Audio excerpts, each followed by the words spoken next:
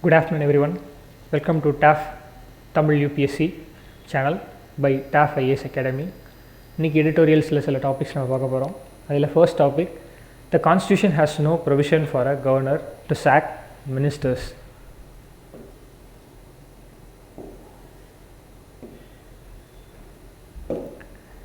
Kerala Governor Arif Muhammad Khan's indirect threat that he can independently dismiss ministers is neither in keeping with the dignity of his office nor in line with the constitution. Dignity அப்படின்னா என்னன்னு பார்த்தீங்கன்னா decency.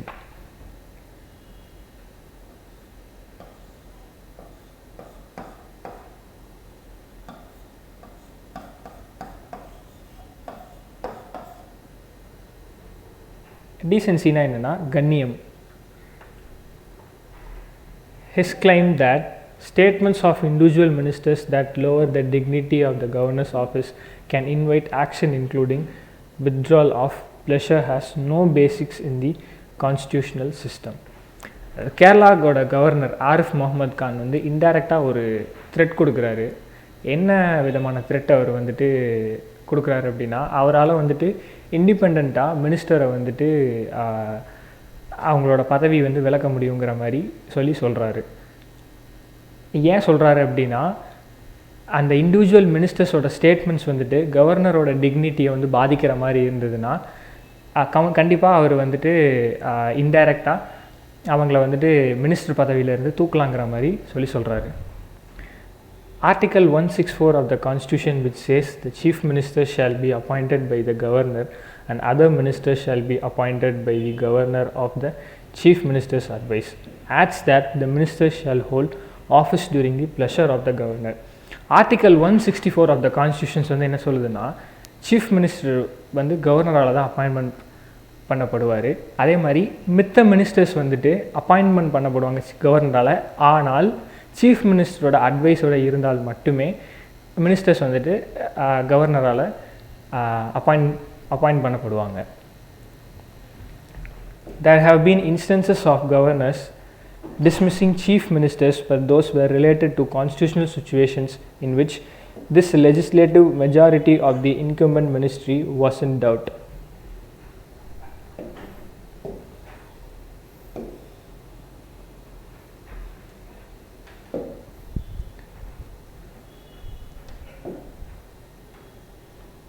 It is also now judicially determined that the question of majority can be answered only on the floor of the legislature through a confidence vote. Confidence vote அப்படின்னா என்னென்னு பார்த்தீங்கன்னா,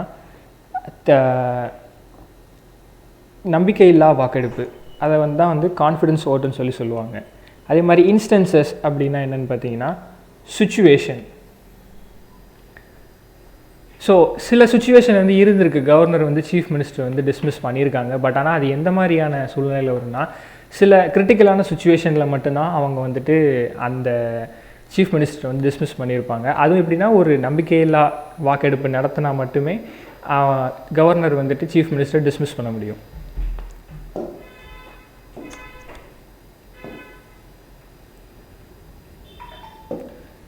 Nothing in the article means that the governor may independently dismiss a minister. The pleasure doctrine exists only in a constitutional sense and is exercised by the governor only on the advice of the chief minister. அந்த ஆர்டிக்கலில் இண்டிபெண்ட்டாக இந்த ministry governor வந்துட்டு dismiss பண்ண முடியாதுன்னு சொல்கிறாங்க. In other words, the term pleasure of the governor is used as euphemism to refer to the chief minister's power to drop a minister from the council of ministers. Euphemism அப்படின்னா nice way of saying something. ஒரு விஷயத்தை அதை நல்லபடியாக சொல்கிறது. இந்த pleasure of the governor அப்படிங்கிறதே எப்படின்னா ஒரு நல்ல விதமாக சொல்கிறது தான்.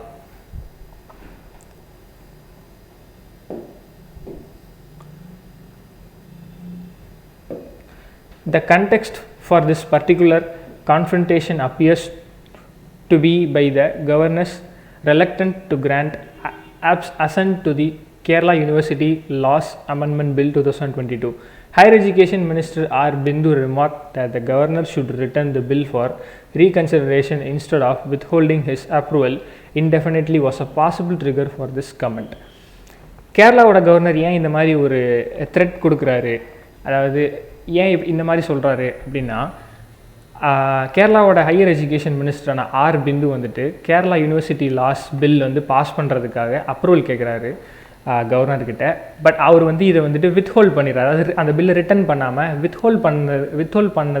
வித்ஹோல்ட் பண்ணதுனால தான் இந்த அவருக்கு கொடுத்த த்ரெட்டுக்கு வந்துட்டு ஒரு பாசிபிளான ரீசனாக இருக்குங்கிற மாதிரி சொல்கிறாங்க.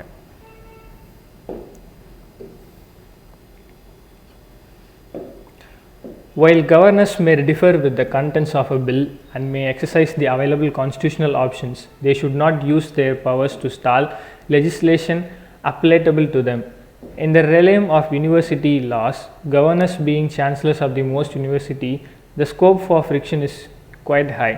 It should be remarkable that the office of chancellor is created by the statute that establish universities. The legislature is equally competent to curtail the chancellor's powers or even abolish the system of having the governor as chancellor. Unpalatable அப்படின்னா என்னென்னா unpleasant, அதாவது விரும்பத்தகாத, unfriendly or unpolite. Unfriendly.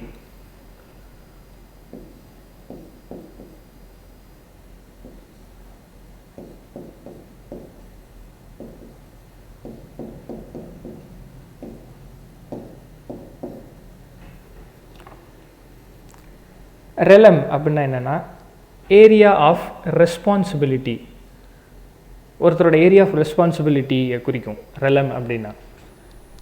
கர்டைல் அப்படின்னா என்னென்னா cut short, ஒரு விஷயத்துக்கான cut short. So இந்த பேராகிராஃபில் என்ன சொல்கிறாங்கன்னா, கவர்னரோட பவர் எதுவாக இருந்தாலும் அந்த பவர்ஸை யூஸ் பண்ணி அவங்க வந்துட்டு அவங்களுக்கு சாதகமான எந்த விதமான ஒரு டிசிஷனையும் அவங்க வந்து எடுக்கக்கூடாதுன்னு சொல்கிறாங்க. அதே மாதிரி அந்தந்த ஸ்டேட்டில் இருக்க யூனிவர்சிட்டிஸ்க்கு அந்தந்த ஸ்டேட்டோட கவர்னர்ஸ் தான் யூனிவர்சிட்டியோட சான்சலர்ஸாக இருப்பாங்க.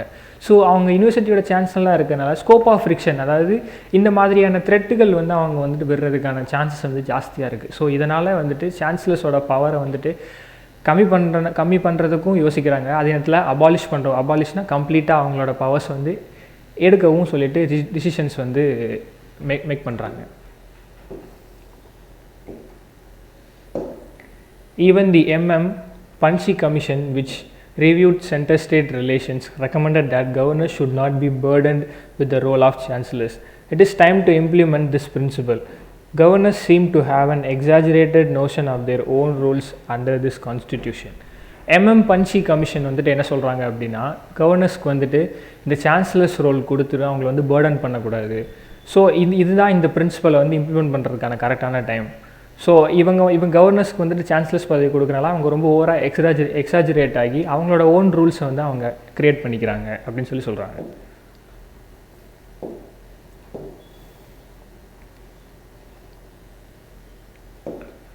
They are expected to defend the constitution and may use their powers to caution elected regimes against violating the constitution, but this does not mean that they can use the absence of time frame for decision making and the discretionary space given to them to function as a parallel power center.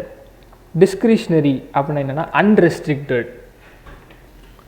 So இந்த பேராகிராஃபில் என்ன சொல்கிறாங்க அப்படின்னா, governors அவங்களோட பவர்ஸை use பண்ணி கான்ஸ்டியூஷனை வந்து defend பண்ணணும்னு சொல்லிட்டு expect பண்ணுறாங்க. பட் ஆனால் அதுக்கு ஆப்போசிட்டாக அவங்க வந்துட்டு கான்ஸ்டியூஷனை வந்து வயலேட் பண்ணுறாங்க.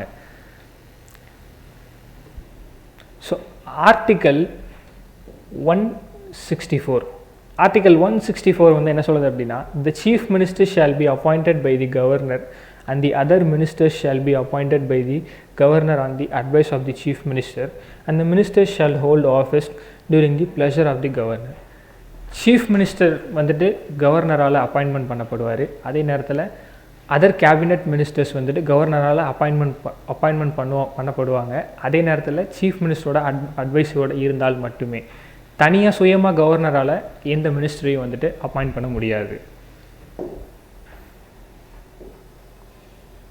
ஸோ நெக்ஸ்ட் டாபிக் வந்துட்டு என்னென்னு பார்த்தோம்னா, court cannot issue direction to frame universal civil code.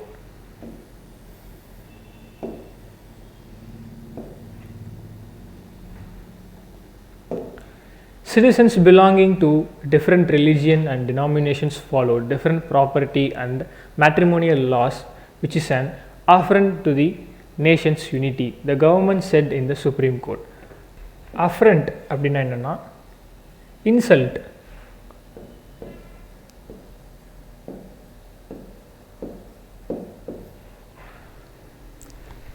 So citizens of India வந்து different religions and different denominationsல இருப்பாங்க. ஸோ அவங்க வந்துட்டு எப்படின்னா டிஃப்ரெண்ட்டான மேட்ரிமோனியல் லாஸ் வந்துட்டு ஃபாலோ பண்ணுவாங்க. மேட்ரிமோனியல்னால் அது மேரேஜ் லாஸ். ஸோ இதை வந்துட்டு என்ன அப்படின்னு சொல்கிறாங்க, இது வந்துட்டு நேஷனோட யூனிட்டிக்கு ஒரு இன்சல்ட்டுங்கிற மாதிரி கவர்மெண்ட் வந்து சுப்ரீம் கோர்ட்டில் சொல்லியிருக்காங்க. Article 44 Uniform Civil Code diverse religion from social relations and personal law. It maintained the preliminary submissions are part of recent affidavits fled by the Union Law Ministry to petitions which was filed by Advocate Ashwini Kumar Upadhyay seeking directions from the top court to the government to remove anomalies and frame uniform divorce law and uniform guidelines for adoption and guardianship of children. So ஒரு advocate Ashwini Kumar அப்படின்றவர் என்ன பண்ணியிருக்காரு அப்படின்னா எல்லா citizens வந்துட்டு ஒரே single divorce law and uniform guidelines வந்து follow பண்ணணும்னு சொல்லிட்டு கோர்ட்டில் வந்துட்டு கேஸ் ஃபைல் பண்ணியிருக்காரு.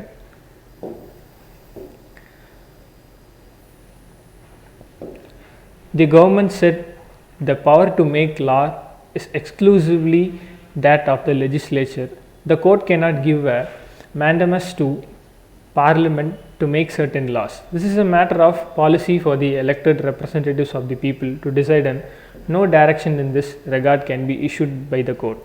It is for the legislature to enact a piece of legislation, the ministry said. It added Mr. Upadhyay's petition was not maintainable. So government வந்து என்ன சொல்லியிருக்கு அப்படின்னா, ஒரு லா க்ரியேட் பண்ணணும்னா அதை வந்துட்டு பார்லிமெண்ட்டால் மட்டும்தான் பண்ண முடியும், கோர்ட்டால் பண்ண முடியாது அப்படிங்கிற மாதிரி சொல்லியிருக்காங்க.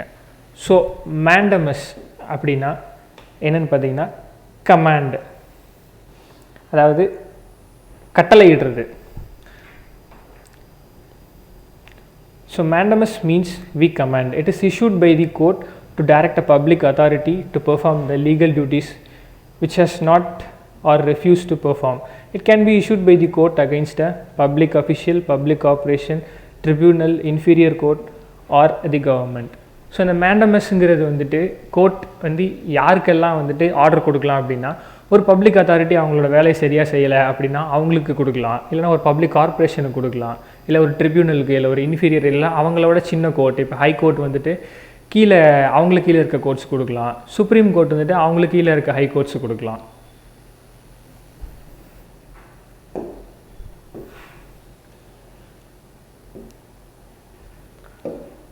The ministry said that it had requested the Law Commission to examine various issues relating to the Uniform Civil Code (UCC) and make recommendations considering the sensitivity and in-depth study involved of various personal laws governing different communities.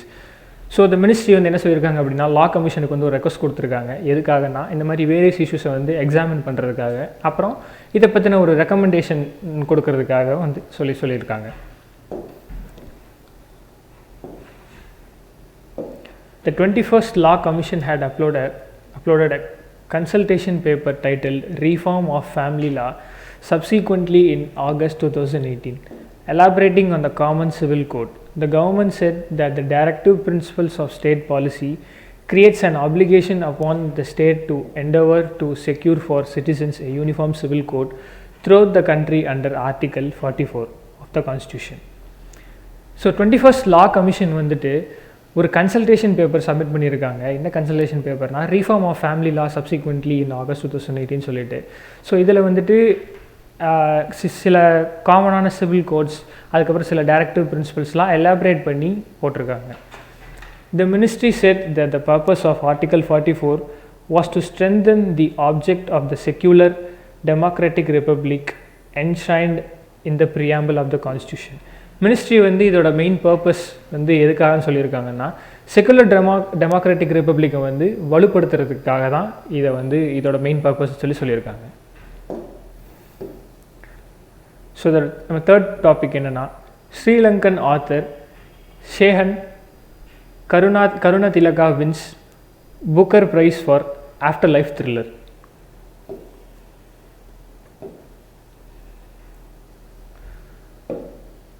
Sri Lankan author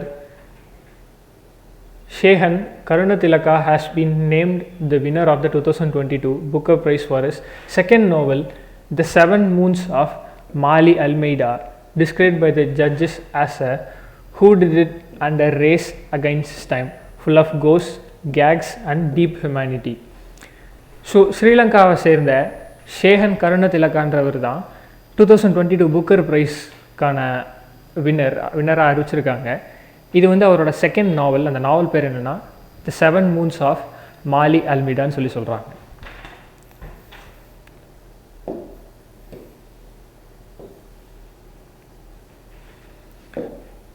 so இவர் தான் வந்துட்டு second Sri Lankan to get this award.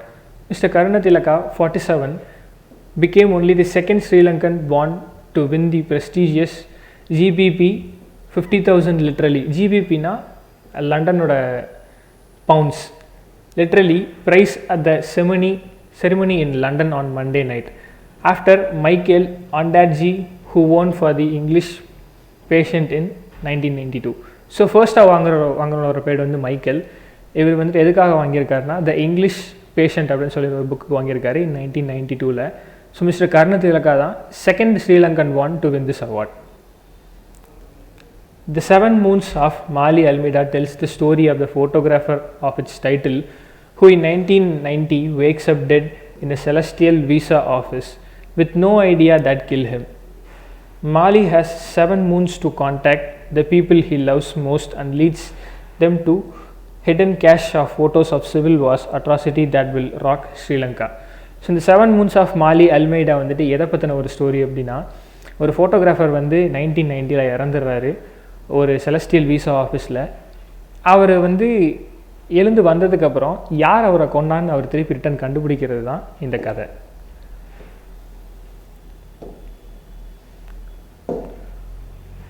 What the judges particularly admired and enjoyed in these 7 Moons of Mali Almeida was the ambition of its scope and the hilarious audacity of its narrative techniques, said Neil McGregor, chair of the 2022 Booker judges. Audacity அப்படின்னா daring, அதாவது தைரியமான daring.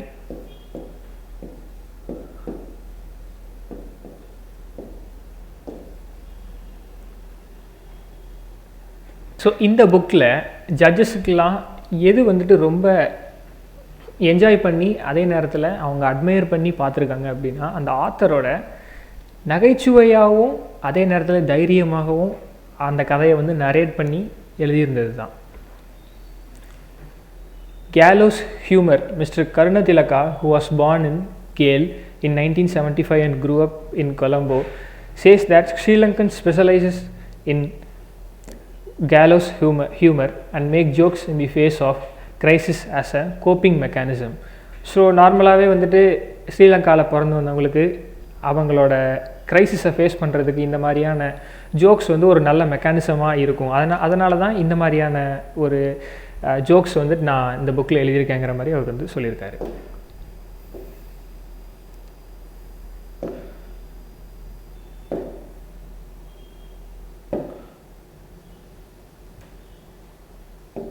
Mr. Karunatilaka and this year's other shortlist authors, Novelet Bulawayo, Percival Everett, Claire Keegan and Elizabeth Shrout were all in attendance at the Roundhouse in London, with Alan Garner attending virtually.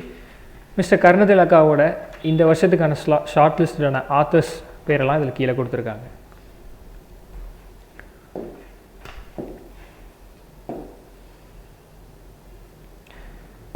So இன்றைக்கி நம்ம பார்த்த டாபிக்ஸ்லேருந்து சில words நான் சொல்லியிருக்கேன், சில miss out ஆன வேர்ட்ஸையும் சேர்த்து பார்த்துருவோம். ஆஃப்ரண்ட் அப்படின்னா அண்ட் இன்சல்ட், அவமானம். அஃபிடவிட் அப்படின்னா ஓத். அனாமலிஸ் அப்படின்னா டீவியேஷன் ஃப்ரம் நார்மல். ஆடசிட்டி அப்படின்னா டேரிங். இன்ஸ்டன்சஸ் அப்படின்னா சுச்சுவேஷன், சூழ்நிலை. டிக்னிட்டி அப்படின்னா டீகன்சி, கண்ணியம். எஃபெமிசம் அப்படின்னா nice way to say something, நல்ல விதமாக ஒரு பொருளை சொல்கிறது. கன்ஃப்ரண்டேஷன், கான்ஃப்ளிக்ட். ரெலக்டன்ட், அப்ஜெக்ஷன். அன்பெலட்டபிள், அன்பிளசன்ட், அதாவது விரும்பத்தகாத, அன்ஃப்ரெண்ட்லி. ரெலம் அப்படின்னா ஏரியா ஆஃப் ரெஸ்பான்சிபிலிட்டி. கர்டைல் அப்படின்னா கட் ஷார்ட் இல்லைன்னா ஷார்ட்கட்னு கூட சொல்லலாம். டிஸ்கிரிஷ்னரி அப்படின்னா என்னென்னா அன்ரெஸ்ட்ரிக்டட், அது எந்தவித ரெஸ்ட்ரிக்ஷனுமே இருக்காது, அதுக்கு பேர் தான் டிஸ்கிரிஷ்னரி.